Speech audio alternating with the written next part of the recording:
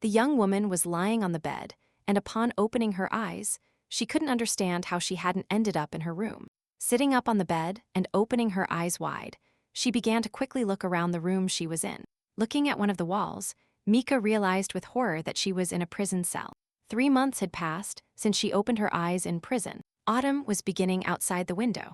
She was surrounded by strangers with different colored hair, and at some point realized she was in a romance novel she had read a long time ago. The main character, Francia, was locked up in prison for her father's brutal crime. One day, while taking a walk, she met a man locked up deep underground. It was the book's main character, Rigdorian von Hell, who was chained because he couldn't suppress the power passed down from generation to generation.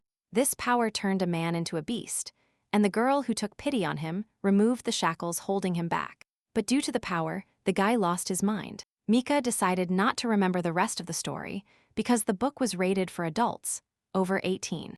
But she remembered that at some point, in the middle of the love story, the hero's main enemy appears.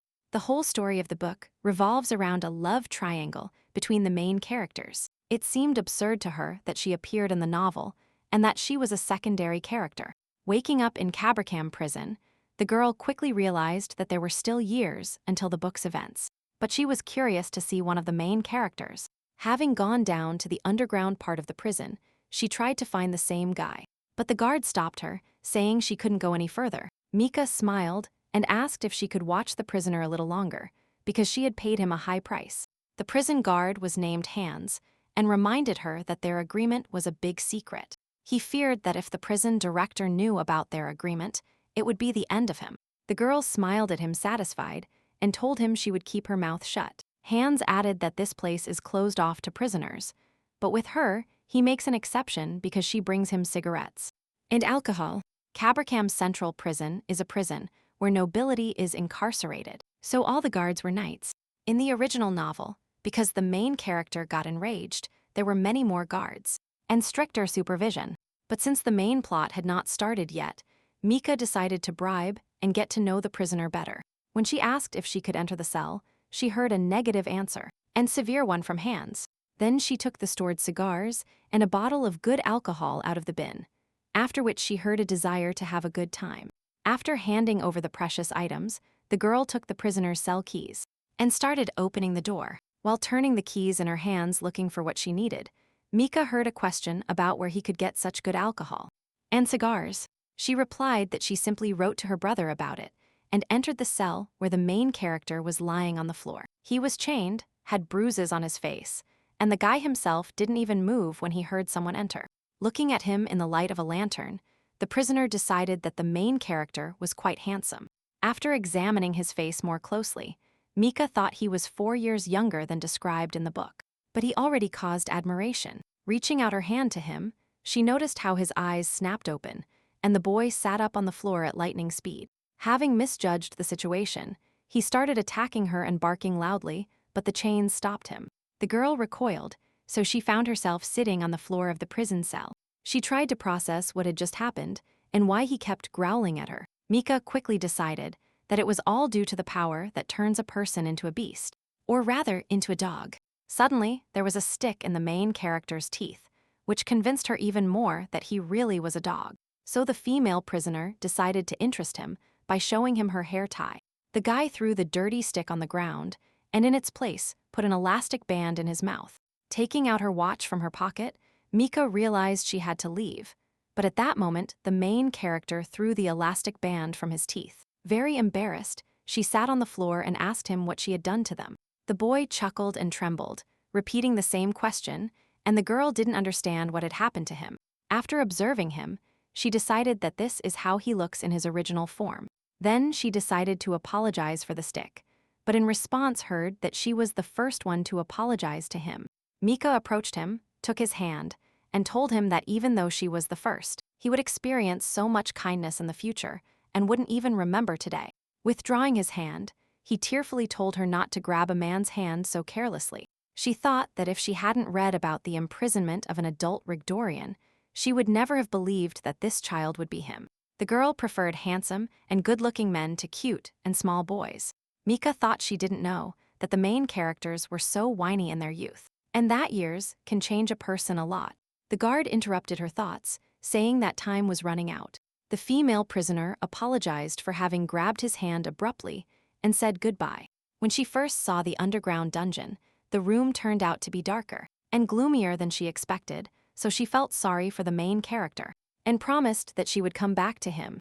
The lamplight was insufficient, so the girl couldn't see the emotions on his face. Many prisoners gathered in the central hall of Cabracam and spent their free time communicating with each other.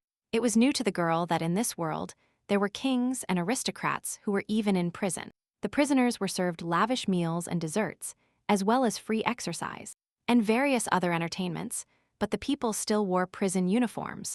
Last night, the protagonist said that she was the first and cried nonstop. This is a common thing that can generate sympathy, but it was all because of the shackles. The guy needs to remove the shackles to get out of prison, but only the main character can remove them. An old man approached her, asking if she was thinking about escaping, to which she heard the answer that in that way she truly felt like a criminal. The man who approached was named Baron Pities, who was accused of fraud. He told her that since she was in prison, she was already a criminal. The man said that the punishment of the aristocrats was a demonstration of the emperor's power. Mika changed the subject and asked if he had anything more interesting, to which she received a counter-question about what she would like to hear. He added that if it were her, who spent the whole day enjoying her radiant beauty in the mirror's reflection. Mika considered her appearance completely normal and didn't even suspect that it wasn't. She asked him to tell her about the Dormulid family, to which the gentleman said that this was one of the 3 duchies of the empire. It was the Black Rose of the empire, but not long ago they did something. Piates told her that they recently bought jewelry chests at a clandestine auction, and perhaps among them was Her Majesty's lost tiara. Mika remembered this item because it is what the main character finds in the villain's house. The man told her that all auctions except the imperial one were prohibited, but the Dormulid family bought at an illegal gathering, and as soon as rumors about their act reached the emperor, the family was immediately searched, but they couldn't find anything. He referred to the talented Chasserlouve Dormulit and added that the rumor didn't end there. The gentleman reported that, besides his son, the duke also had a daughter, whom they called the true treasure of Dormulit. The girl knew about the villain's younger sister, and that she died of some chronic illness long before the story began. She decided that events were following their course, after which the man asked her how her recent adventure had gone. Mika looked out the window, where the sun rays were falling, and said that everything had gone well. The main character sat in oppressive silence, leaning against the wall, when suddenly his solitude was interrupted by a stranger. Looking at her, the boy realized that she was exactly the one who had come to him last night. A smiling girl stood with a lantern in her hands and asked him what he thought about the walk. In response to her words, she only heard an angry bark from her interlocutor. No matter how many bribes she gave the guards, she couldn't go to the underground prison every day, so she managed to go down to him only after 3 days. The girl expected to find him in a normal state, so she was a little surprised when she saw him in dog form. When she asked him if he could only growl, the boy shook his head, which surprised her greatly, because he understood what she was talking about. Then she asked him if he could only understand her words, but not answer. The boy nodded affirmatively in response. Deciding not to torment him any longer, Mika handed him a loaf of bread she had brought from the kitchen. Handing him the food, she slowly pronounced the word please, syllable by syllable. But in response, he only complained. The girl thought that if he understood her speech, he might answer her, but in response, she only heard a bark. Swallowing the whole roll, the main character choked, and the prisoner seemed disgusted by everything that was happening. However, indignant, she handed him a bottle of water, trying to help him swallow the unfortunate bread. After drinking the water, the prisoner wiped the remaining water from his mouth and told her in a trembling voice not to touch him. Mika noticed that, until that moment, the boy was happily eating from her tender hands. Looking at him, the girl noticed that his eyes filled with tears and his face turned red. The main character shouted that if she didn't take responsibility, Tony dared to touch him, and the prisoner thought he had someone else to take care of him. According to the original novel, he is saved by the handsome, gentle, and talented main character, who removes his shackles. The girl thought she had just come to look at him, but asked him out loud if he was hungry, and in response heard that he was full. Suddenly, his stomach made strange sounds, indicating that his master was shamelessly deceiving him, to which Mika told him he shouldn't be ashamed of being hungry.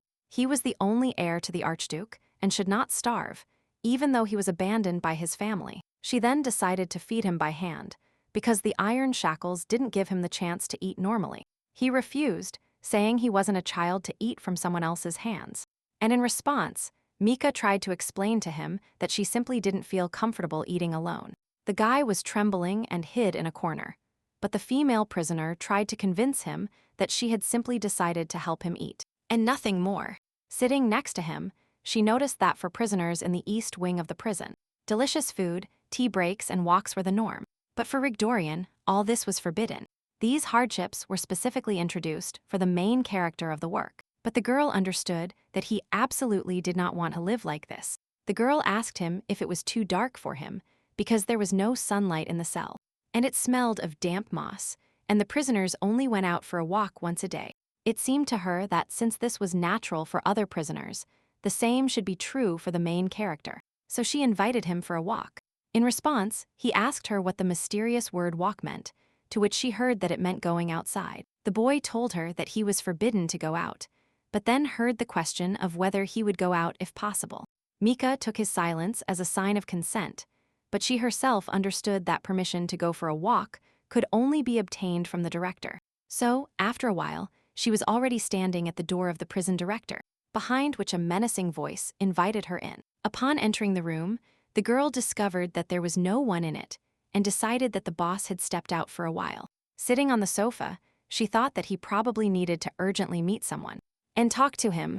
The prison hierarchy system consisted of knights of the lowest rank, then the middle rank. Above them were the guards.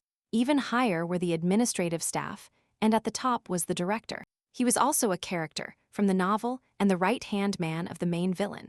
Together they created terrible evil. The reason for such an association was the unrequited love of the boss for Chaser's anonymous younger sister. Her thoughts were suddenly interrupted by a male voice asking the prisoner who she was, to which the girl replied that she had come for a personal meeting. A man was walking towards her and telling her that he supposed she was Lady Mika and that he was delighted to meet her. She came to meet the director, but never expected to see this man in his office. His name was Lenag Tugahultes, and he was a secondary character in the book, one of the Empire's marquises. To his question of why she was looking for him, the girl replied that she had come to him with a request.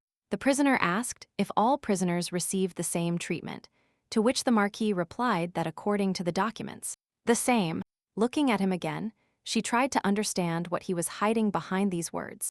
The girl said that according to the rules, if a prisoner has not committed a criminal offense, then he has the right to a walk and various entertainment activities. But after talking to other prisoners, she learned that there is a young man in prison who is kept completely alone. She added that she heard he was forbidden to go for a walk, but was imprisoned without having committed any crime. The director looked at her sternly and asked if she really felt sorry for this prisoner. His gaze made Mika uncomfortable. She was confused as to why he was looking at her like that. Overcoming herself, the girl said that she had come to discuss this matter, but in response, she heard the Marquis's words that she was a respectable person. Putting on a sweet face, the female prisoner said in a low voice that she had a younger brother, so she couldn't just pass by. She didn't know if the heroine had siblings, but assumed that aristocrats even knew each other's second cousins, so it was easy to find out about her. No one threatened Rigdorian's life, because in the work everything happened after years. His relationship with Legan will deteriorate after the appearance of the main villain of the romance novel. After thinking everything over and realizing that most likely her request would be rejected, Mika asked the prisoner for permission to go for a walk, to which she received an affirmative answer. At first, it seemed to her that the boss was refusing, but he repeated that he would fulfill her request. He added that he had already promised his father and older brother that he would fulfill any of her requests. The director knew that Rigdorian was imprisoned as a real criminal, and therefore, Mika didn't understand why he so easily agreed to fulfill her request, and who her father and brother were. The Marquis said that the young man she was talking about was a magical prisoner, so he would be accompanied by guards during his walk. Accompanying her to the door, he took her hand, brought it to his lips, and kissed it tenderly, telling her that even if his family didn't ask him to do it, he would fulfill any request she had. Closing the door behind her, he shouted for her to come back, but the girl decided that next time he would kill her, so she wasn't going back. The next day it was raining heavily, so the walk was cancelled, and looking out the window with the prison bars, the female prisoner thought that the prison director had quickly figured out her plan. The guard guarding the main character was very happy to see the girl coming. He warned her that it was a bit dangerous to be in the cell that day because the floor was slippery, and the prisoner was making some animal noises. Upon entering the cell, the girl thanked him for his concern, but tried to understand what kind of animal screams he was referring to. Upon entering the cell, Mika took a towel and saw that the entire floor was covered in puddles. That day, the main character barked especially loudly, and it seemed to her that he was very scared. The girl realized that he was afraid of water, because in his childhood, the Archduke intimidated his son in every possible way. In response to the boy's pleas that he suffered incredible pain, his father personally called him a weirdo. Rigdorian, even after the torture, could not control his powers and started to be afraid of water, after which everyone abandoned him. Mika remembered that it would later be revealed that he had enormous power, which was very difficult to contain. She put a dry towel on his wet head, which he had previously warmed on his body. The girl asked him if he liked bells, because their sound was much better than the rain. The boy was very happy to see that. In addition to the bell, she brought cookies and his favorite tiara. The prisoner tried to dry the main character well, because he was a little wet. After a while, he pushed her with a sudden movement, making her fall to the floor. Upon opening her eyes, Mika saw Rigdorian on top of her, who was pressing his hands firmly against the floor. Then he brought one of his hands to his mouth, which showed fangs, and licked it affectionately. The prisoner felt very embarrassed by such a strange situation, but said nothing out loud. Looking down, the girl noticed that a rose pattern appeared on his shirt. She knew that he had to meet his partner before the petals of this flower fell. Mika mentally asked him to stop, but a lump in her throat prevented her from saying it out loud. He moved even closer to her until their lips almost touched. Unable to bear the tension, the girl hit the persistent boy's cheek with her palm with all her might. The prisoner quickly retreated to the wall, shouting why she hurt him, to which he heard the answer that he was the first to start licking her hand. Rigdorian couldn't believe what he heard, so he asked again if she really did it, to which he received an affirmative answer. The boy cried and said the cookies were delicious, but her hand hit him too hard, to which she heard the question of whether he really thought her hand was a cookie. She then asked him if he really remembered everything, but she realized herself that this time it was inevitable, because she gave him nothing but cookies. The main character tried to approach her, making his chain jingle, and said that she was indeed the first. Looking at him, Mika noticed how cute he was curled up in a towel, and didn't understand what was wrong with this hero. Deciding that time was up, the girl left the cell, but the boy stopped her when she asked his name. As she removed the towel from her face, she heard that his name was Mika, and that she would see her again. The rain continued for several more days, and during all this time, the girl decided not to visit the main character. She was in a position where she didn't know what could play against her. She was very worried about the issue of why she stopped receiving letters. The first thing she saw in this world was a blank letter with a small piece of paper, and afterwards, every month, she received a blank letter asking for anything she might need, and these were always delivered to her, after which she realized that these letters were sent by her older brother. She had nothing to give Hans, because her brother hadn't sent her letters. After all, a week had already passed, and before, they hadn't arrived in 2 days. While in the common room, the girl kept thinking about the letters, but after a while, the male approached her. Sitting on the chair opposite her, he said she had a very thoughtful face. When she asked if there was any news, he said that an arson had occurred in the city. The man said that we are talking about a huge industrial city in flames. He added that the culprit was the heir of the Dormulid family, because they are bitter enemies. The girl remembered that in the book, the main character and the villain waged a fierce fight against each other, which led them to a love triangle. This conflict reaches its peak when Chaser kills all of Rigdorian's loved ones. The main character hated and loved the Archduke, so he promised to kill the main villain for his death. The Marquis said that Chaser is a smart guy, but this time he made a big mistake because Archduke Hernum found a clue. Mika confirmed his words, to which she heard that they were looking for Chaser. She thought the fire was just a trick to distract attention, and now he would want to kill Rigdorian's father. But her thoughts were interrupted by the guard, who said the rest was over. Getting up from their seats, they continued the conversation that the arson was a very serious matter, and that Dormulid's son would be hiding for some time. The man asked her what was worrying her, but the answer was that it was nothing special. She added that she simply hadn't received a letter from her older brother, to which the male replied that she shouldn't worry so much. Upon returning to her room, the girl collapsed relaxedly on the bed and closed her eyes. The next day, in the common room, her friend told her that they had found the culprit of the fire. Holding a newspaper in his hands, the man said that during the capture of the criminal, Hernam was seriously injured, but the criminal was still not Chaser. He suggested that the son of the Dormulit family was only preparing for his crime. Mika remembered that in the novel, when the main villain was killing Rigdorian's father, he first distracted everyone with a fire, after which she quickly got up and left the corridor. Returning to her room accompanied by a guard, the female prisoner met a messenger who handed her a letter. The guards closed the door behind her, leaving her completely alone in the room, holding a letter in her hands. This time it contained 2 papers, in one of which he asked if everything was all right with his beloved younger sister. Upon receiving the envelope, her older brother, stained with someone else's blood, ordered his servant to send alcohol and cigarettes to Carbra Cam. His name was Chaser Lube Dormulit, who was the main heir of the Dormulit family, as well as Mika's older brother. After the rain stopped, the female prisoner found herself in the boss's office again, and she didn't understand at all why she was there.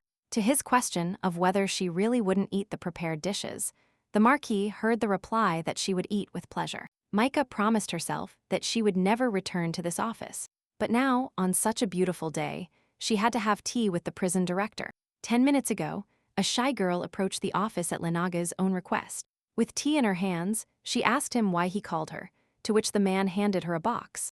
Upon opening it, the girl found a hairpin, and Lenag explained that it was a gift from her older brother, and that, at his request, no one in prison would call her by her last name. Mika immediately understood why everyone called her by her first name and not her last name. The female prisoner thanked him, saying that her father and brother were also grateful to him. But in response, she heard him ask if they had really said that. He added that just as she thought, she is a very good person, unlike her family. The girl blushed and said that they were also good people, and the Marquis said that since the rain had stopped, the prisoner could go for a walk. The warden looked at her severely, and that look gave her chills. Upon saying goodbye, he told her that he would assign her security and that, if she needed anything else, she could come to him at any time. Upon leaving his office, Mika thought that this man would only be sincere with his beloved. The Marquis watched her for a long time, brought her hand to his heart, and dreamed of their future together. In the courtyard, her cellmate Sally approached her and told her that they could finally go for a walk. Mika said that her friend is beautiful even when she blushes, to which she heard the answer that there was still too much glare due to the sun, so her skin turned red. Both girls suddenly looked towards the guards, who were conversing pleasantly among themselves. Among them, the prisoner noticed the main character and said that middle-level guards should only accompany dangerous criminals, and not ordinary people. Sally indicated to her cellmate Zelda to wait a moment while she simply asked what was going on. Mika was in complete shock, not understanding how the prison boss could do this, because it wasn't a walk at all, but an ordinary strangulation.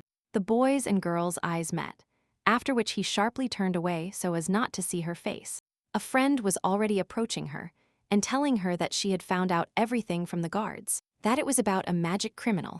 Realizing that Mika was very sad, her friend asked her what had happened, but the girl thought that she had obtained permission with such difficulty, and Rigdorian simply ran away. Going to see him that night, the prisoner asked him why he had abandoned their walk so quickly. The boy immediately blushed. She said she hadn't done anything yet to make him blush.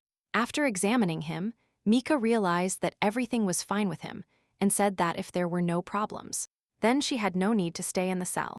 The main character burst into tears and asked her why she hadn't come to him in so long. He added that he had been waiting for her this whole time, but for some reason she didn't come. The girl exhaled heavily and thought that she simply didn't have a shot of alcohol for the guard. Rigdorian quickly ran towards her and took her hand, asking if it was the last time, to which she heard the answer that she hadn't said anything of the sort. Her hands were trembling, and Mika couldn't believe she always broke off things with people like that. Bending down, she said she had asked the names of this walk and asked where his gratitude was. The prisoner then added that next time they could go for a walk with him. Pressing his hand against her face, the protagonist asked her what he should call her when he met her, to which he received the answer that he could call her by her first name. Deciding to joke, the girl said that since she would accompany him, he could call her lover. Getting up from her knees, Mika ruffled the hair on the boy's head and said it was time for her to leave. Hearing his loud bark, the prisoner asked him if he really turned into a dog when it suited him. The next day, one of the guards greeted the girl and told her they hadn't seen her in a long time. He approached the main character who was sitting behind them and asked if he felt comfortable handcuffed. Mika reasoned that the guards knew he was a magic prisoner, but there were many things they didn't know. Touching the collar, the girl asked what was in it, to which one of the guards said it was a special magic collar for prisoners. He added that it activates when the guy goes crazy or uses his powers, so if he tries to escape. As soon as the guards grab the chain, the prisoner will be subdued. Snatching the chain from his hands, the female prisoner clasped them in her hands and thanked him for the explanation, thinking about why the guards didn't see that the female prisoner was suffering. Looking at the boy, the girl noticed that he was getting up from his seat and breathing heavily. With a quick movement of his hands, Rigdorian threw the offender directly towards the guards who were a little further away. Then he squatted down and started barking loudly, after which everyone realized that he had turned into a beast again. The guard commander, Arnold, ordered everyone to activate the collar and prepare their swords. One of the guards grabbed the chain and loudly ordered the prisoner to stop. The collar only jingled loudly, and the main character continued to stand in place, disobeying the order. Then the guard shouted to the commander that the magic wasn't working, and they couldn't do anything about it. During their conversation, the prisoner quickly attacked the rest of the guards, trying to attack them with a chain. 3 guards were around Mika, trying to defend themselves from the attacker's blows so that he wouldn't hit the girl.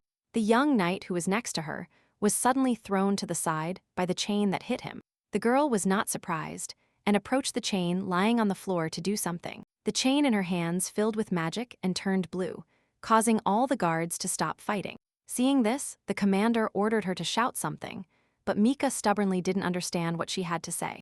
Covering her with his shield, Arnold shouted that there was no difference in words. You just need to ask for something, of course. Having defeated the guard commander, the main character directed his gaze towards the girl holding the chain.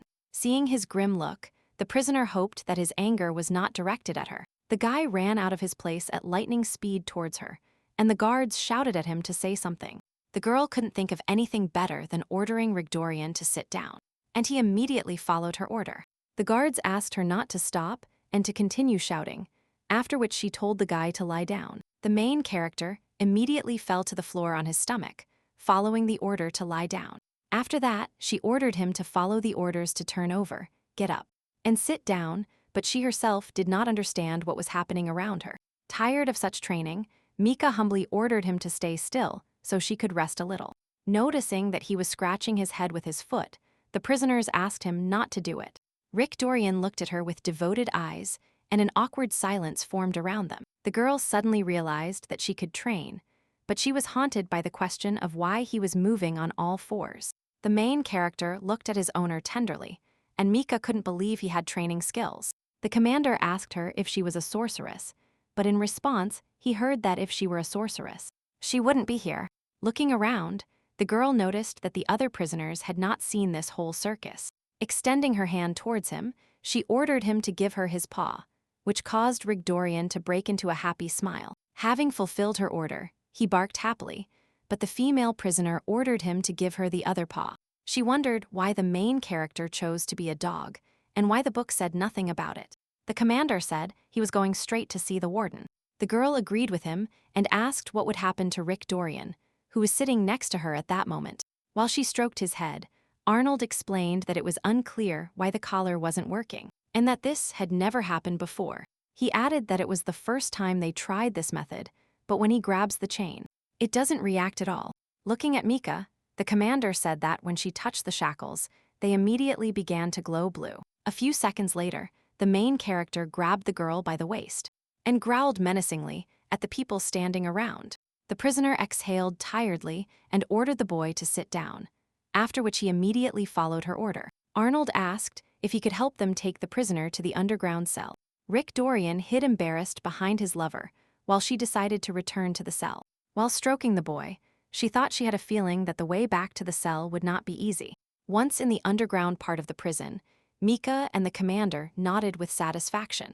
The prisoner was chained to the wall, and the guard hands asked the girl not to delay. Finding herself alone with the main character, she crouched down, trying to understand what happened that day. The prisoner turned to him, asking his forgiveness for not realizing that walking with him would be so difficult. Recalling how the guard pulled his chain, which hurt the boy, Mika asked him if he would like that walk. Coming closer, she continued to ask him if it was difficult for him to walk with a neck restraint. Touching his face, she said she would really like him to enjoy the walk. The boy timidly approached her and told her that perhaps she shouldn't apologize to him. Happily, he added that he really enjoyed being outside the underground part of the prison. Realizing that she was looking at him, Rigdorian covered his face with his hand and asked her not to look so closely. Sitting on the floor, Mika told him to stop being afraid of her, because she was the one who helped him cope with this mess. To her question of whether he remembered everything, the boy replied that at some moments he seemed to be in a fog. But for the most part, he remembered everything. After hearing this, the girl surprisingly asked him if he would like to walk in the courtyard again. Looking at him, the prisoner took a towel from the floor, wrapped the protagonist's head with it, and said that she was not mistaken, but that next time he should smile at her. The boy blushed even more, causing Mika to ask him if he didn't like being touched, and if she shouldn't touch him.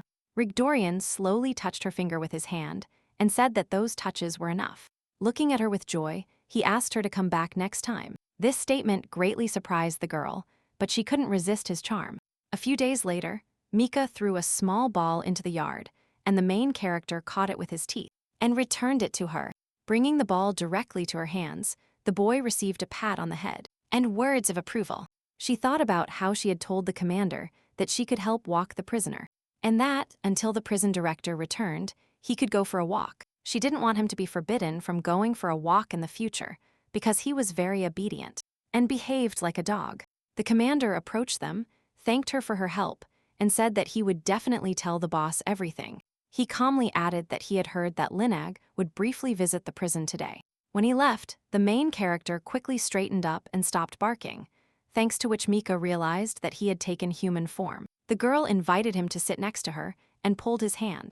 The boy couldn't stay still and fell right into her lap. He instantly jumped up from her and excitedly said that today had been great. Then the guy picked her up, closed his eyes embarrassed, and sat on the bench, holding the prisoner in his arms. Seeing how he blushed, she also became a little embarrassed and asked surprised if he could really do that. After which, the girl calmly got up and returned to the room. But the prison director had been watching them the whole time. A guard approached him and announced that it was time to return all the prisoners to their rooms. A week later, Lenak called Mika to his office and told her that it was incredible because she treated the prisoner like a dog. The girl was surprised to learn so much about her walks with the main character. He asked her if that was what they talked about with her brother, to which she received the answer that his family did not know. She thought her brother knew absolutely nothing, because she asked him for nothing but cigarettes and alcohol. First of all, she didn't know at all who her brother and father were, and she thought she would only see them after leaving this place. The director exclaimed in surprise. It turned out that she herself had devised this plan. Taking a cup of tea, he told her that he would let the prisoner continue walking, because she treated him with great sincerity, like a dog, and he admired it. The girl reasoned that since he asked her if she had communicated with her brother, most likely he thought she was cruel to Rigdorian. Taking a plate of cake in her hands, Mika spoke about not having such a good relationship with her family. Lenak said that he didn't think she was focusing on the differences between the two families. Currently, the empire is divided into possession of two duchies, Harnam and Dormulet, of which Mika was supposed to come from a family of villains. She quickly realized why the warden was so close to her, but he just wanted her to have a good time. He added that the most important thing was her safety, and advised her not to forget it during the walk. Taking the offered hand, the girl got up from her seat and agreed with the man's words. Escorting her to the door, Lenak told her he would like to spend more time with her, but that now was not a good time for it. To her question of whether her brother had really asked her to do this, the prison director replied that it was partly his wish. Then he asked her if this would remain between the two of them. He became visibly embarrassed. A few seconds later, the girl found herself standing outside the door and then heard that it was time to leave. Mika turned towards the closing door and noticed a very embarrassed Marquis. Closing the door behind her, she realized that her heart began to beat faster, and her face blushed because he was unrequitedly in love with her. Returning to the room, the female prisoner thought that her relationship with the villain's family was a problem. The prison was in Chaser's hands, which meant that Rigdorian's life could be threatened by anything. She was glad that, although the prison director looked scared, he sincerely wanted to help her. And then she realized that the villains would still lose. Then, she heard the rain hitting the windows in small drops and realized that the walk for that day was canceled. She then decided to visit the main character in the underground prison and went straight there. There was a strange atmosphere in the dungeon, and she learned from the guard that there had been another visitor before her. Handing Hans a box of cigars, the girl heard his instructions that it was better not to visit the prisoner today. She assured him that everything would be fine, but for some reason she was very worried. Entering the cell, she saw the main character lying in a pool of his own blood. Mika screamed loudly, and then tried to find out if Rigdorian was still alive. In the book, the protagonist's father abused him, and she realized that it was he who left those marks.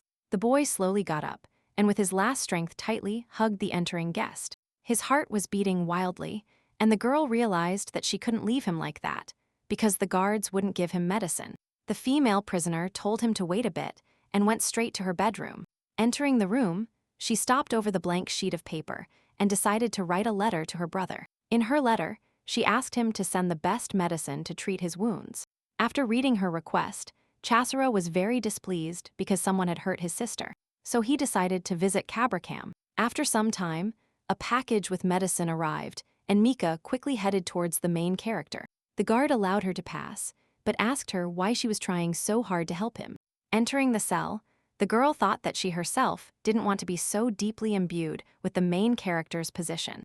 In the lantern light, the boy tried to see who had decided to visit him at such a late hour. After examining him, she saw that his whole body was covered in wounds, so she really quickly started tearing the cloth to clean them. Touching him with a rag, the prisoner ordered her to have some patience. Quickly, she wiped all the blood off his body and began to treat the wounds with an ointment. Looking at his face, the girl thought how handsome he was. Putting her hand into her medicine bag, she decided that he still needed to grow up a little. She remembered how mature and strong the real main character of the novel was described. Taking out the necessary ointment from her bag, Mika saw the boy trembling and told him that he had no need to tremble. Because she wouldn't bite him, she always knew that he wouldn't make it, but she continued to care for him and applied ointment to the wounds. The prisoner told her to let him know if he felt pain, but that wouldn't stop her, and she would continue to apply the ointment. After some time, she gathered his hair with hairpins, which made her think that he looked prettier than her. In response to his indignation, because she looked much more beautiful, Mika made him embarrassed by asking if he was really beautiful. The boy visibly blushed and tried to turn away, but her hands quickly grabbed his face and told him to look at her. With patting movements, the girl applied the remaining ointment to the wounds on his face. Looking at the medicine jars, she discovered that they contained medicines for burns and colds, thanks to which the female prisoner decided that her brother was very caring. Opening another jar of ointment, Mika said she would rub his neck and shoulders, and then they would go home. Taking off her shirt, the girl began to lightly apply the medicine, but suddenly she heard the boy breathing heavily and embarrassed. She asked him to stop doing that, after which she finished and handed him a handful of painkillers, telling him they would help him endure the physical pain. Rigdorian looked at her amazed and asked if they should really get drunk when it hurts. Determined to set an example, the girl brought water to her mouth, put the medicine there, and swallowed. This whole time, he watched with admiration how she wonderfully wiped the remaining water from her face. When trying to swallow the pill on his own, he failed, so Mika decided to help him selflessly. Extending her hand with a pill, the girl asked him to open his mouth to take the medicine. She put the pill in his mouth. The prisoner tried to remove her hand, but he resolutely refused to let go. Her heart began to beat rapidly, so she tried to move away from him quickly. Realizing that he had swallowed everything, the girl decided that she urgently needed to take the cans to the room. Running out of the cell, she said she hoped nothing would hurt him during the night. The next day, she sat on a park bench and talked about what she was doing. Deciding to change the course of her thoughts, Mika took out a letter from her brother from her pocket. Reading quickly what he had written, she thought that he was in a hurry while writing it. and that he planned to come to her. People in prison often do not have very good relationships with their families, thanks to the fact that it was their relatives who placed the aristocrats in this unfortunate place. Even her cellmate, Sally, eagerly awaited the day she could be released and castrate her brother. There were bitter people in captivity, but there were also those who resigned themselves to their fate. Anyone felt anger or resignation. Now sitting on the bench, the girl thought that since her brother was apologizing to her, he had probably treated her well. Looking at the letter again, she tried to understand what kind of relationship she had with her brother, without suspecting that all this time, a man had been watching her from behind a tree. A few days later, in the hallway, she ran into the male, who asked her where she was going. Mika returned the smile and headed directly to the underground part of the prison. Entering the cell, the girl showed the main character that she had brought a book and a bag of cookies. The boy smiled satisfied and then greeted her kindly and friendly. The prisoner teased the main character a bit, asking if the good boy liked cookies. After examining him carefully, she noticed that he had grown significantly in these few days. She felt that he had grown incredibly fast since their first meeting, which was about 2 months ago. Caressing his face, the girl couldn't believe he could grow in such a short time. After which, she accidentally dropped a bag of cookies, which quickly spilled onto the floor, and the boy immediately rushed to eat them. Mika tried every means to stop him, shouting that he couldn't eat them yet, because he needed to preserve a bit of human dignity. After receiving several blows to the head, Rigdorian finally stopped, and obediently followed her orders. Returning the bag to his hands, she told him not to pretend to be kind, because he couldn't have them yet, and that he should return home. Taking the book with the other hand, the girl told the boy to look at it and try to understand what was written. Sitting more comfortably, she was surprised, thinking that she couldn't get used to the fact that he couldn't speak. Trying to teach him human speech, Mika tried not to notice the amusement happening around her. Taking his cheeks, she stretched them into a smile and told him that he wasn't trying at all. After which, she invited him to read a fairy tale. Finishing the story, the prisoner said that this is how the girl finally met the Prince Charming. He added that the prince had been bitten by a dragon, so one side of his face was burned, and his clothes were on fire. Seeing the joy and interest in his eyes, she thought that recently she couldn't sit still for a minute. In the story, the prince told the girl that he didn't know what pain was, which made the savior burst into tears, saying that pain was what he felt now. To save the prince, she defeated the evil dragon, and the moment the dragon fell, the heroine took the prince's hand, and the spell diminished. Mika thought that, in reality, he too is a prince in captivity, even if he is in prison. Poking his cheek with her finger, she said that the knight next to her is the main character, and that when the spell disappears, they will live happily ever after. Then she tenderly touched his cheek and told him that her older brother, whom she had never imagined, would come to see her.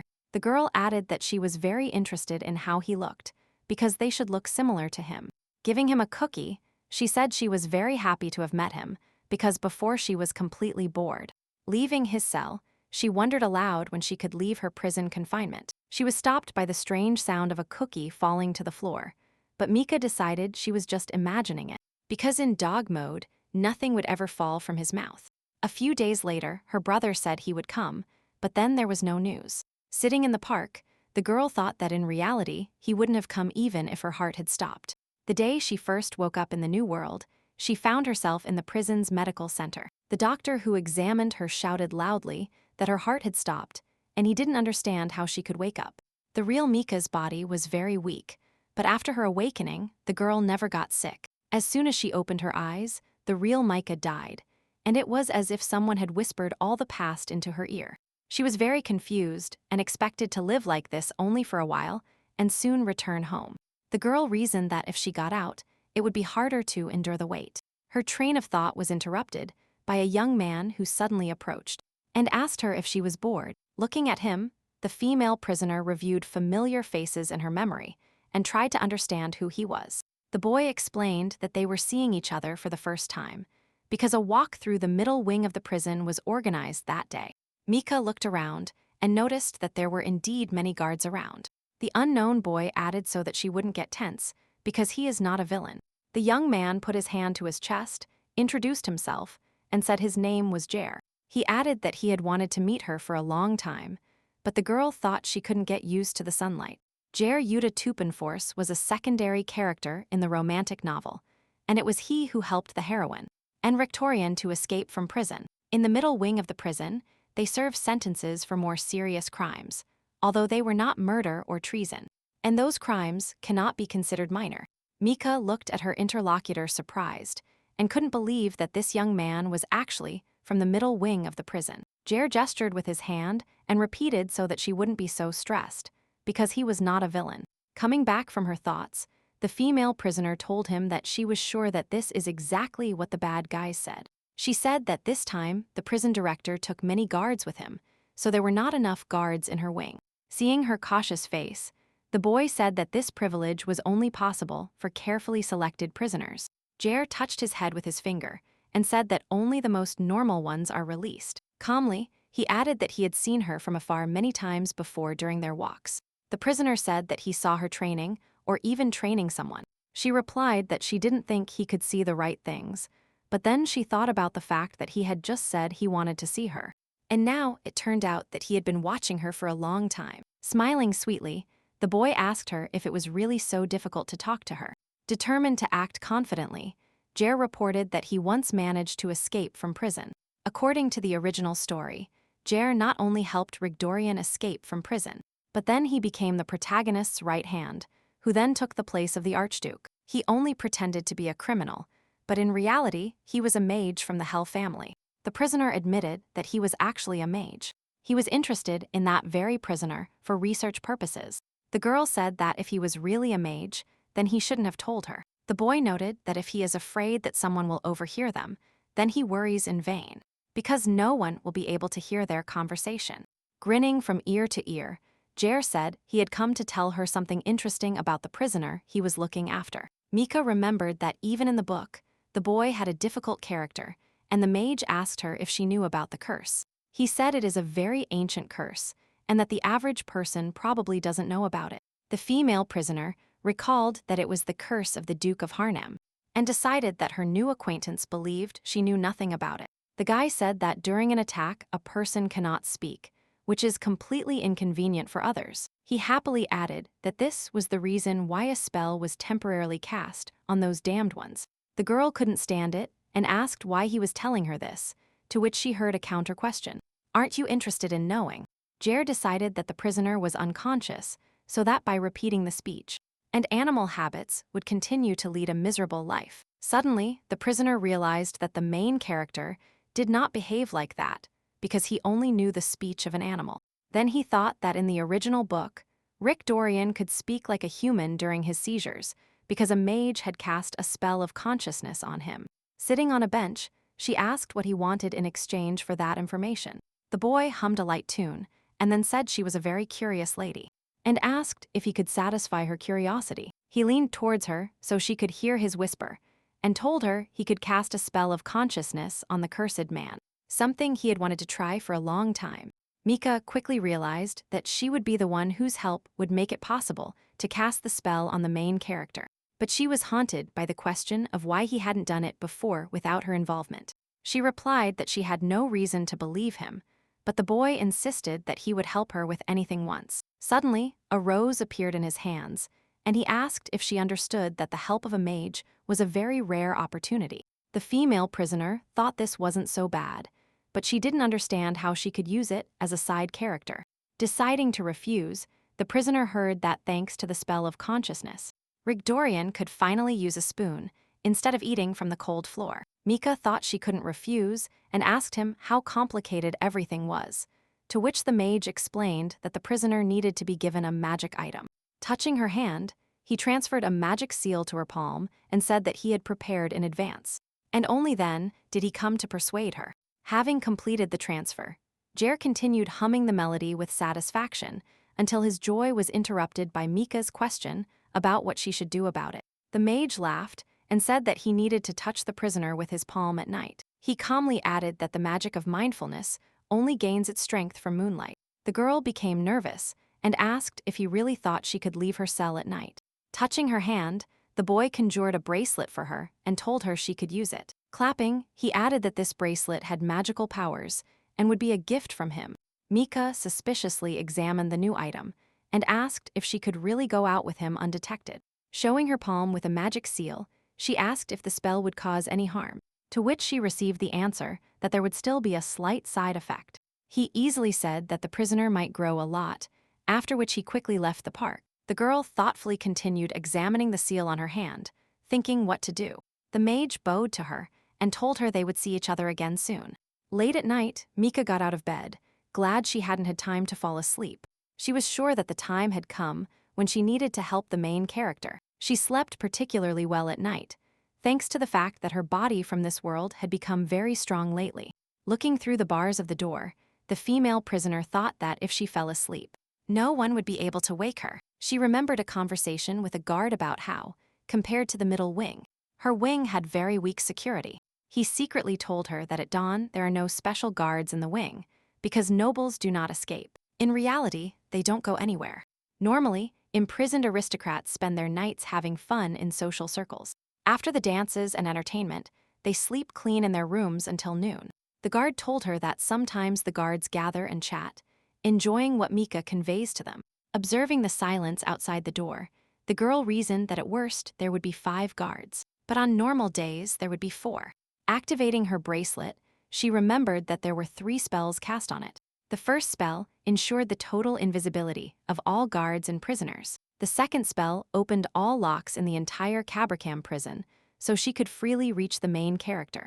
Passing by the guards, the female prisoner couldn't stop her heart from beating frantically, and one of the guards accidentally caught it, but he didn't attach any importance to it. He decided that the culprit of the noise was his interlocutor, who was heavily inflating his nose, making a loud sound. Hidden behind the wall, the girl thought that they didn't see her, even if she ran right in front of their eyes. She remembered the mage's words that thanks to the spell, only she could see herself. Suddenly, she heard the guards passing by talking about the director having some errands at dawn, and suddenly he had returned to the prison. Another one said that lately, their boss spent a lot of time in prison. After hearing their conversation, Mika briefly feared that Lenak had returned, and decided she needed to be more careful. Approaching the sleeping hands, the prisoner thought he was a good person, but at the same time, very reasonable and calculating. While trying to take the keys from the guard's pocket, the girl accidentally touched his shoulder, causing the knight to wake up. He began to turn his head and tried to understand what he had just felt and whether it was just his imagination. The third spell activated only at short range and felt like a mosquito bite to the target. The last spell Jer cast was a sleeping spell that shot directly into the neck. Entering the cell, Mika heard the prisoner's question about who she was, and decided that when he doesn't stutter, he makes a good impression. Having removed the first spell, the girl cheerfully announced that it was none other than her. Lowering her hood, she added that it was much more convenient to see him late at night. The boy shyly agreed with her words and said he was very surprised that she came to see him at night. Without thinking for long, the female prisoner said she was very eager to chat with him, but that she had important business. Taking a candy out of her backpack, she extended her palm towards him, knowing that it was very difficult for an ordinary person to see magic. Rigdorian was very surprised that the object she was offering him could be eaten, and Mika was surprised that he didn't ask her why she was giving him this or that food. The girl said that he should be careful and not just eat what they gave him, especially medicine and food. Holding the candy in his hands, the boy, embarrassed, asked her if she was really going to harm him. Touching his shoulder, she told him that today she was not dangerous, but in the future he should not trust her so easily. While preparing the candy and casting the spell, the girl briefly felt a sharp pain, deciding that it was the sweetness they had given the girl after the injection. As he swallowed the candy, Mika gently touched his cheek with the palm on which the seal was applied. After a few seconds, clouds of magic flew around the prisoner, and his heart began to beat at a dizzying speed. After which, the man fell to the floor, and the prisoner decided that he was in great pain, and that she needed to bring him painkillers. Getting up from the floor, the girl put on her cloak and began to walk towards her room. Rigdorian stopped her, who suddenly got up behind her and grabbed her hand.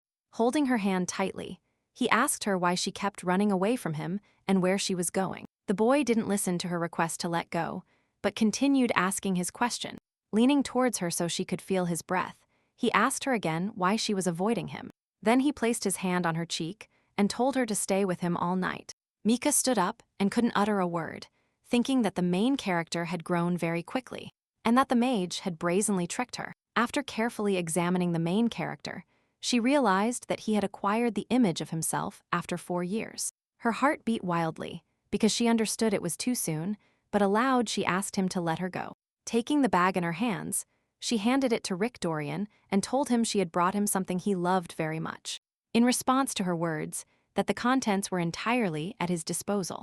The boy thought for a while and asked her again. After that, he moved even closer to her and asked if she correctly remembered that she asked to be called mistress. Fighting against his pressure, the girl sternly told him to call her by her name, and she thought she wouldn't joke like that again. She decided to remind him that her name is Mika. Well, the main character continued holding her hand. Then he placed his hand against his chest and softly said her name over and over. Feeling how strongly his heart was beating, the prisoner tried to pull her hand away, but Rigdorian grabbed both her hands. In the other hand, he held a cookie, and it was that hand he placed against her cheek, and asked her to feed him. He leaned towards her again and asked if she really couldn't do this, but the girl was worried about the question of since, when her name had such a strange sound. Moving his hand with the cookie to his mouth, the boy bit it gently, brushing his lips against her fingers.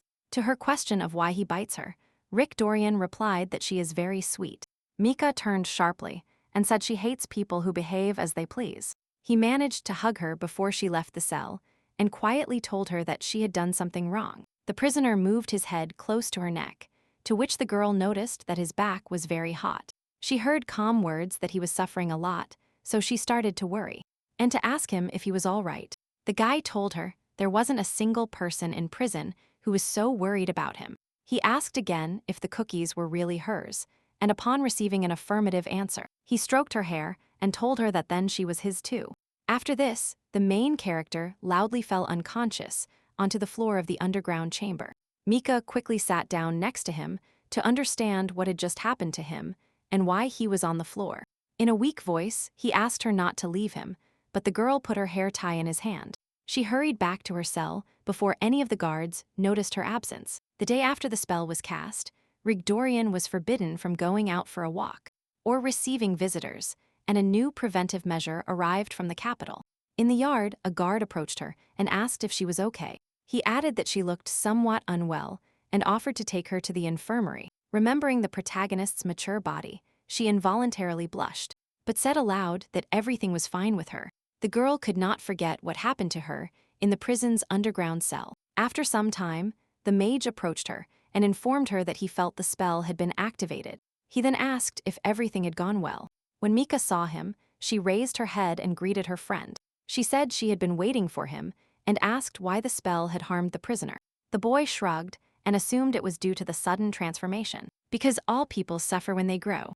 Getting up from the bench, the prisoner menacingly told her not to talk about it so easily, simply because it was not him who was hurt. She fixed him with a cold look and hurried away from him, but the mage asked her to wait. Turning around, she heard him say that he couldn't tell everything, but that it made a lot of sense to him. He added that the spell would be difficult to use when the warden returned, because at that time, the prison became a dangerous place for a mage. Jer calmly asked if anything happened when he cast the spell. Mika exhaled heavily and said that nothing special happened, simply that she couldn't sleep due to her thoughts. She then asked why the main character had grown so fast, to which she heard that he hadn't grown for a single second, but for a long time. The boy explained that all this was temporary, because the body had adapted well to magic, but that it was only a test. She thought that if there was no such growth in the future, then there would be no such reaction. The mage said he had a feeling they were very close when he saw them walking together. He reported that those suffering from the beast curse do not let their guard down in front of anyone, which shows how well he treated her.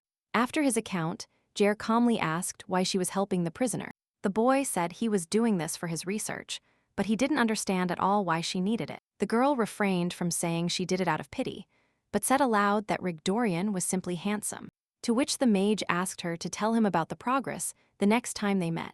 She said it wasn't difficult and asked if they would meet him again. Jer smiled and reminded her that he was a mage and could find a way to contact her. On her way back to the prison, Mika caught up with Sally and shouted for her to look at her. A cellmate approached and asked why she was there, because she had seen her in the garden. Without waiting for an answer, she asked if her friend knew what all the prisoners already knew.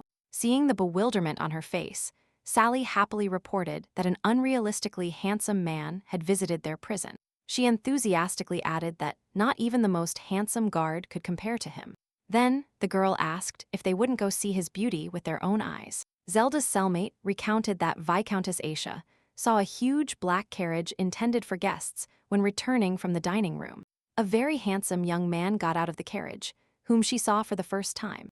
Mika remembered that the Viscountess was imprisoned for an affair with a 20-year-old boy. Her husband feared this could create problems in family relationships, so he sent her to cool her head. Sally recalled that Aisha was very good at drawing, so she was able to approximately depict the guy who had arrived. She then showed her drawing to all the imprisoned girls to check the veracity of her words. Many of them considered his beauty simply incredible, while the rest couldn't utter a word. Knowing that her friend had high standards, Mika said he must be very handsome. Just as they were about to go see the stranger, the cell guard, Jason, approached them. He quickly informed the girls that the head guard himself was summoning Mika. The girl said that, unfortunately, she wouldn't be able to look at the handsome man with her friend, which noticeably saddened Sally. The prisoner and the guard walked slowly down the wide corridor of Cabracam prison. Walking in complete silence, Mika thought about meeting the head guard, apparently because her brother had sent her a gift again. In another part of the corridor, a murmur of women's voices was heard, and turning her head there, she saw a crowd of prisoners surrounding the stranger. The prisoner asked the guard why there were so many people standing on that side. He explained that today's guest had caused a stir, and that he had heard the visitor was quite important, but he didn't know who he was. Realizing the crowd would prevent them from passing, Jason suggested she take a different route. Mika was still trying to distinguish the stranger, but from her place, it was difficult to see the man's face. After a while, the other guards called for their escort to come quickly towards them. He apologized to the girl and told her he would return to her in 3 minutes. In return, she promised him she wouldn't tell the head guard. Leaving her alone, Jason went to help those in need. Suddenly, someone walked beside her and stroked her hair, greeting her by name. Turning towards the sound, Mika only saw an empty corridor, and there was no one nearby. She felt uncomfortable because she saw something, but in the end, there was no one in front of her. A couple of seconds later, her escort, Jason, ran towards her at full speed, waving his hand towards her. Turning to him, the girl heard his apology for having to wait for him. The prisoner decided she had imagined everything, so she quickly dismissed thoughts about it, unsuspecting that at that very moment, her older brother was watching her. A small boy wrapped in a cloak appeared next to him and asked if he didn't want to talk to his little sister. Taking off the hood, the guy smiled mysteriously and waited for a long pause. Still watching the girl, he said the time hadn't come yet and that she needed to remain in prison a little longer. Chaser, smiling maliciously, added that they would live together again soon anyway. Realizing she had disappeared into the office, the boy told his assistant that it was time for them to return. Upon entering the room, the girl met the prison chief and thought he clearly wasn't the head guard. After greeting him, she said she had heard he was away, but she thought she was definitely sure of it. Mika carefully studied her interlocutor and remembered the guard's words that their chief really liked the prison. Lenag opened his arms, invited her into the office, and told her he was leaving, but that he had already returned. Touching her hand, the prisoner heard that he had urgent business, so he would have to leave again. Sitting in a chair, the man told her it was a bit sad that her brother visited the prison, but couldn't see her. Mika couldn't believe his words, so she asked him again, to which she received an affirmative answer. The warden added that her brother had come all the way there to see her, but had left due to unforeseen circumstances. He added that her brother went to the office, but at the same time, some family circumstances arose. Lenak calmly said that various kinds of things often happen in his family. The girl confirmed his words, but thought her family was also influenced by the family of the anti-hero Chaser. The main villain not only has excellent intellectual data, but also has a lot of power in his hands, which allows him to make his plans and conspiracies come true. Twirling her hair between her hands, Mika decided her brother was suffering from the terrible burden Chaser had given him. She believed her brother had the same pink hair as her, because she had never heard the name Mika before, and there was a high probability that the person whom he called his brother was also unknown to her. After thinking it over, the prisoner said she felt it deeply too, but that nothing could be done about it. Getting up from his chair, Lenag said that her brother left something, knowing she would react this way. The warden knelt down, and suddenly, a bouquet of roses that looked like pieces of ice appeared in his hands. The girl carefully took the bouquet in her hands and once again clarified if the flowers were for her. The man said that along with the bouquet, her brother gave her a letter which said that although he couldn't meet her, he could admire flowers that would never wither, because he would get angry seeing withered flowers. As he left the prison in the carriage, Chaser thought about how his little sister would react to a gift from him. Mika thought about how rich her family was, and whether such gifts could really be kept in prison. The warden asked her if she was curious why her brother kept her here, to which she heard as an answer that she didn't even know. Because when she opened her eyes for the first time in prison, she thought there must be a reason why she was sent there. She thought that since her older brother constantly sent her letters and gifts, it meant he cared about her. But she also knew that he did nothing for nothing. Mika wondered if she didn't even know if he was doing this out of guilt or regret, or if it was genuine concern. Lenak said in surprise that Miss Mika was still trying to believe her older brother. He added that if her assumption was correct, then she couldn't say anything bad. The prisoner decided that the director definitely knew her family well. The man approached her again, and she heard that he was her brother first, so she believed him. The girl asked, embarrassed, if it was necessary to talk while being so close to each other. Blushing, the warden quickly moved away from her, clearly not understanding how he had got close to her. Trying to hide his embarrassment, he apologized, to which he received an answer from her that everything was fine. To her question about whether she could take the bouquet to the cell, Lenag explained that this was against the rules for everyone, but that they would make an exception for her. Then he quietly said that the flowers suited her, but Mika didn't hear what he said. Without questioning him, the girl asked if their family would ruin itself over such gifts, to which she received a negative answer. The director told her not to worry about family matters because her older brother was in control. After examining Lenaga's glasses more closely, the prisoner noticed that they had no diopters and decided to ask him if he really had very poor eyesight. Even more confused, the man explained that someone told him he would look better with glasses. That's why he wears simple glasses. Laughing at his words, she said it must have been a difficult question, but she thanked him for his answer anyway. The warden held out his hands to her and told her that the flowers would attract attention and that he would leave them in his office. Otherwise, difficulties might arise. Seeing him carefully handling the bouquet, the girl thought that most likely it was an order from her father and her brother, but still, he treated her very nicely. Sitting by the window in the common living room, she was very worried about the question of which family she came from. The male approached her and told her she had a very serious face, and then asked what was bothering her. Mika got up from the windowsill and asked if she could ask him something, to which she received an affirmative answer. Sitting in a chair, he told her he had a very interesting story to tell. Sally approached her from behind, also eager to hear her story. Her cellmate is a veteran of high society, with extensive experience among the aristocracy.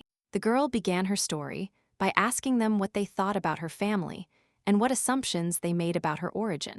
Up until that moment, when someone asked about her family, Mika would answer with a mysterious laugh, because she didn't know anything about it either. She thought she would find out everything when she got out of prison, but she couldn't look away silently anymore, because if her family accidentally turned out to be related to the villain's family, then she would be in trouble. The male spoke first and asked if this was some kind of unexpected mysticism. The prisoner froze, hoping that one of them would at least tell her some information about herself. Raising his finger, the man suggested that her family was a problem in the prisoner's relations. He was interested in the question of which family could easily meet with the head guard. But no one had seen a girl like her and of her age before, so he suggested narrowing the circle to the 8 families. Roman and Hound. Sally said that she also thought about this, but she had already seen Miss Roman with blue hair once, so she assumed Mika was from the Ain't or Hound families. The male said that Count Ain't's wife is from the south, so her skin is dark, and he himself talked about how his daughter resembles her. Listening to them, the girl reasoned that Ain't and Romans are counts, and Hound is a marquise, respectively. Her character is at least part of the count's family. Without listening to her reasonings, she walked slowly through the common hall, thinking that family size is a criterion for nobles to meet the chief. But for many aristocrats, being imprisoned is considered a disgrace.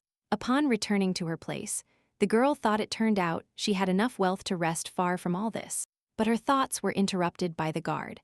who said it was time for everyone to return to their cells. Smiling awkwardly, the prisoner promised to tell them her story next time. Her interlocutors felt a little disappointed because her reasoning was interrupted. When Mika left them, she thought about the fact that there is no entertainment in prison, so her friends probably regret that it is time to return so soon. She was accompanied to her room by the same guard, Jason, who was in charge of her quite often. Breaking the silence, he said that she was in quite a good mood, to which she replied that she had received a nice gift. Upon entering the cell, the girl heard a question about whether the gift was from her brother, to which she answered affirmatively. Sitting at the table, she took out a piece of paper and decided to write a letter to her brother, asking him which family they were from. The next day, Mika decided to visit the main character, because last night it was already too late to do so. But two unknown guards stood in her way and told her she was in the wrong corridor. She said she hadn't seen them before and asked what was going on, to which she heard they were guards from the West Wing. One of them told her that this was the only way to enter the dungeon, where the most dangerous prisoner was held. But a couple of days ago, someone entered. He added that the object of this intruder was found near the only prisoner in the dungeon. The girl immediately realized that they were referring to the same hair tie she had left for Rigdorian.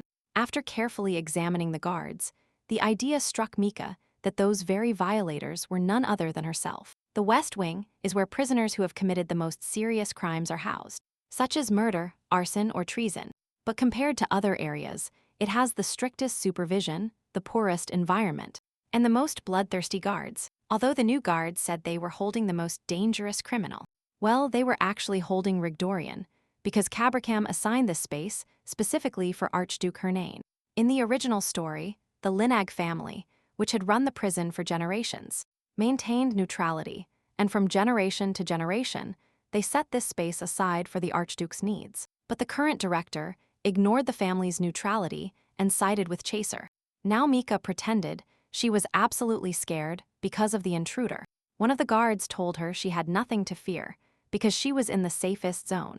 But as they said, a problem arose because the intruder's object was found. The girl tried to hold back a smile, and in a good mood agreed with their words. Finally, she was convinced that the intruder was herself, and that the object was the hair tie she had left behind.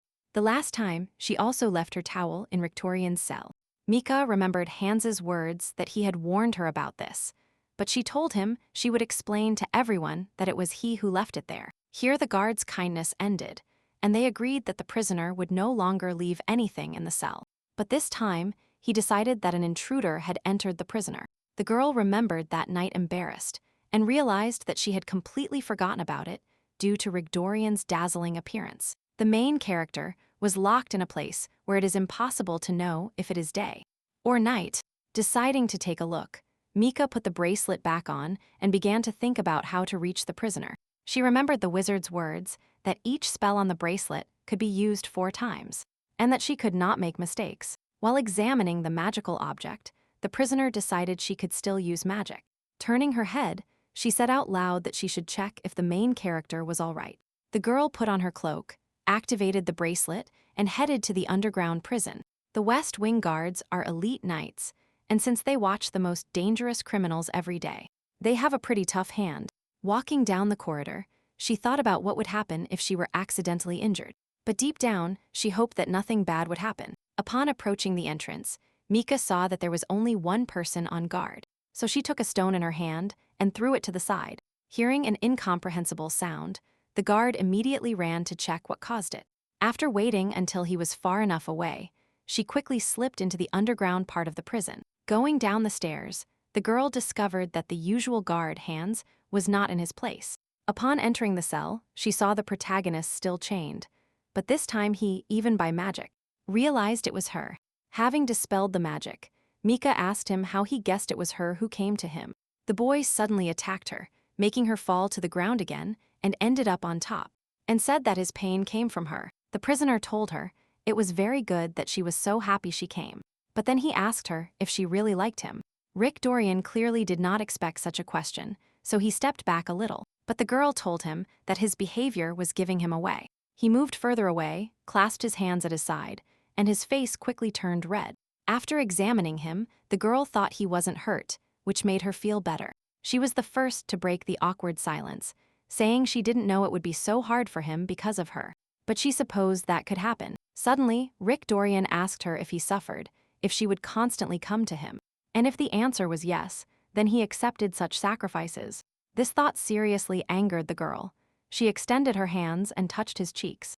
Then she squeezed them and threateningly asked him why he thought that, because she brought him medicine, and tried in every possible way to alleviate his suffering, if he really wanted to throw her efforts down the drain. After a while, the prisoner calmed down and sat down, leaning against the wall. He said that the last time, he told her he had been imprisoned since he was 10 years old, and asked her if she had been at home until that moment. He wondered if there would be anyone in that mansion who treated him well. Sitting next to her, the boy told her about two people whose names were Mr. Idoran and Merida.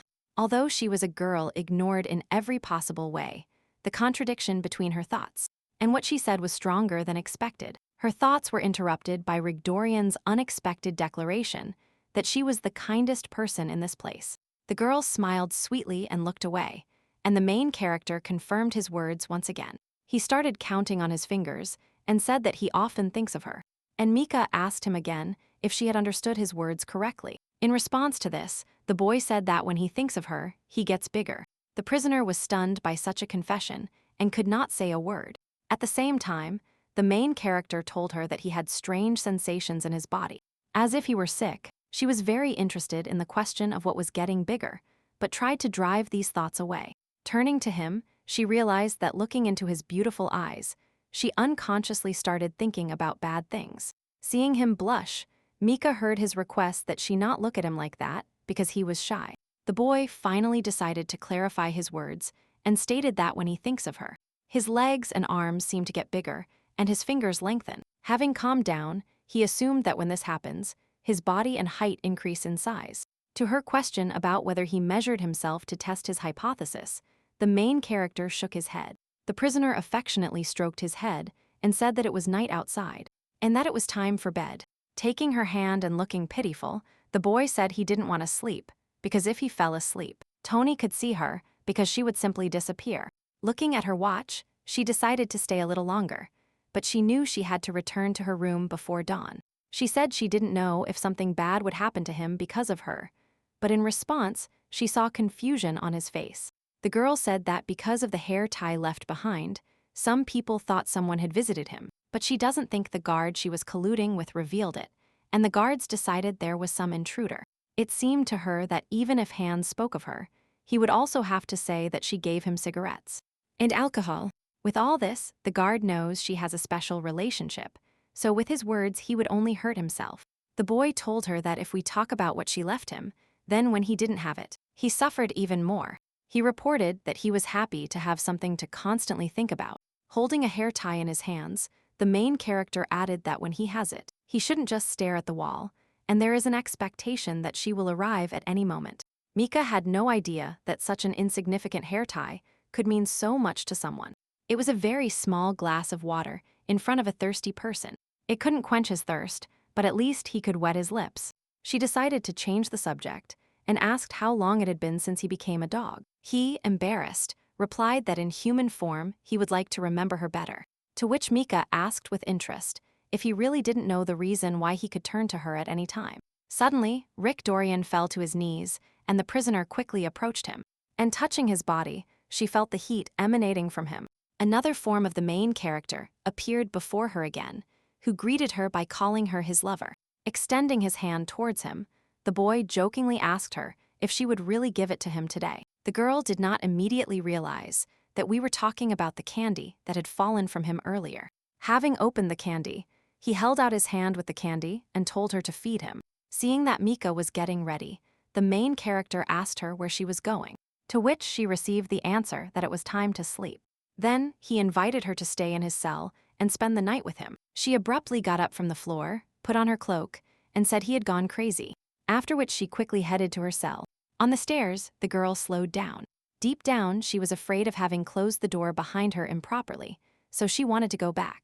But she stopped. Passing by the guard, she thought that the main character really had a crazy beauty. Suddenly, the prisoner heard the sound of footsteps quickly approaching her.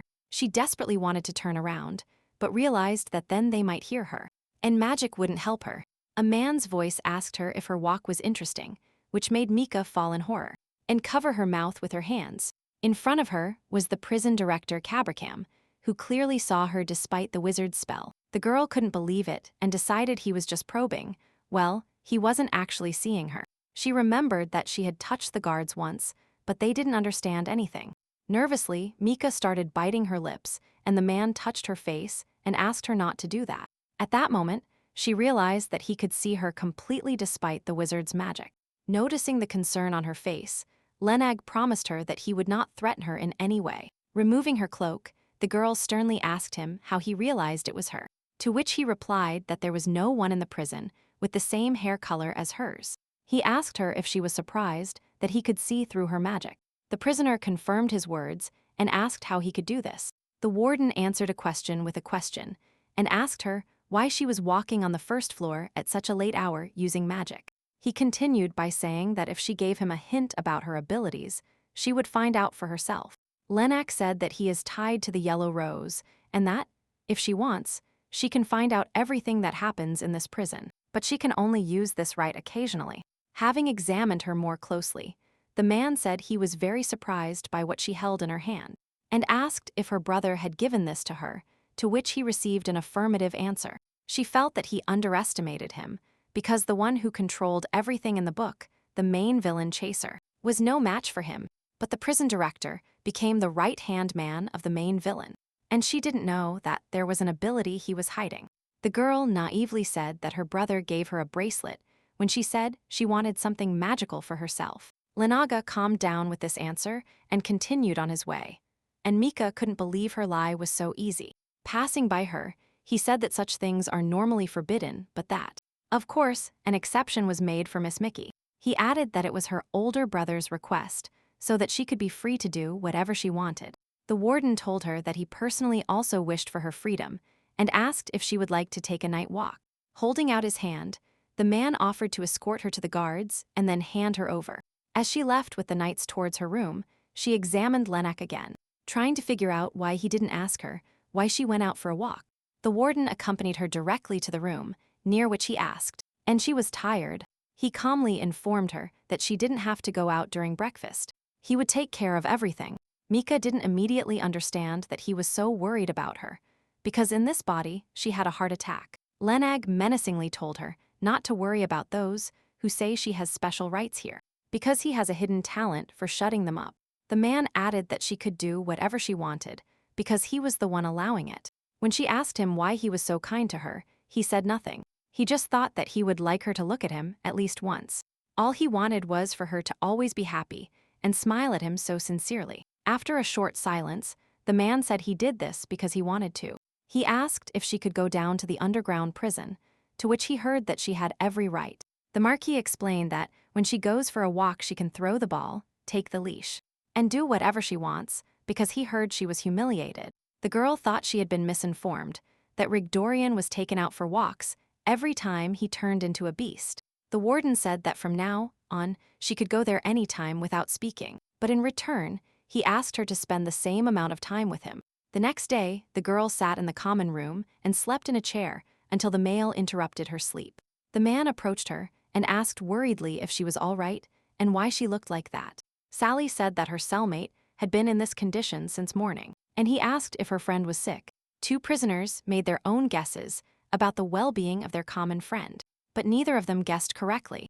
Deciding to end the conversation, the girl said that she simply didn't sleep well all night and, therefore, she didn't feel well. There were many people in the common room, and a loud noise was heard that distracted Mika's attention. Dormulid, as well as the Harnam family, to which Rigdorian belongs, is one of the pillars supporting the empire, for they were a large family that had to live together, being in fact mortal enemies. The head of the family, who is about to die, is none other than the father of the main villain, Chaser. Other prisoners commented that the family's son had died in a museum fire, in which his entire family was injured. One of them said that this is a terrible family, because no one can be sure where they will place the next bomb. Deciding to move away from this noise, the girl thought that just like the main villain was crazy, his followers were just as crazy. She thought she was the only one who wasn't affected by this, because she believed what was done could not be undone. An hour later, Mika was hiding behind the trees, along with the main character from the crazies who were throwing bombs. Rigdorian was too close to her, while the guards were fighting the intruders. In the end, he leaned on her neck and declared that she was very warm and that he really enjoyed being with her. An hour earlier, after being in the common room, the girl walked down the hallway towards the underground prison. One of the guards told her that he had heard about her through conversations between his superiors, and he introduced himself as Reuben. He added that he had received orders to fulfill all her wishes, after which he asked what she would order him to do. The girl, without thinking, asked him to take the prisoner out for a walk. The disgruntled guards were a little further away from them, but they were still watching their every move. Seeing Rigdorian's embarrassed face, Mika realized that animal instinct helped him discern the power of the upper-class guards, and she told him not to worry because these people wouldn't touch him. For him, the new guard meant he would be chained again, and it wouldn't be a good memory. The prisoner asked the guards to increase the distance between them a little. Sitting on a bench, the girl asked the prisoner if it was difficult for him to walk with chains, to which he received a negative answer. Then she decided to draw his attention to the fact that the weather outside was nice. Taking her hand, the main character said that as long as she was by his side, he would be fine too.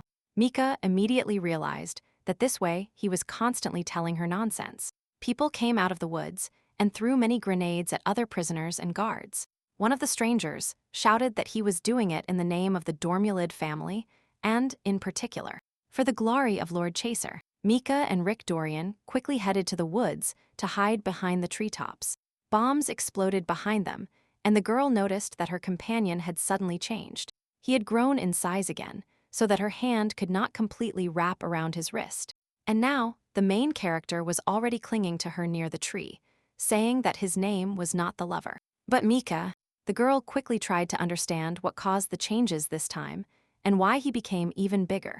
She decided that as soon as the guards found them and discovered them in this form, Rigdorian would be executed immediately, so she tried to pull him away from her. In response to such an action, the boy asked her if she wasn't happy to see him, to which she replied that she couldn't be happy at that moment. Pressed against the tree, Mika realized that if the knights saw him like this, they would definitely understand that she had something to do with it. Her train of thought was interrupted by the unexpected touch of his hand on her lips, and the protagonist himself told her that it would hurt her if she kept biting her lips. Holding her against a tree, he smiled and declared that he personally knew what he was talking about.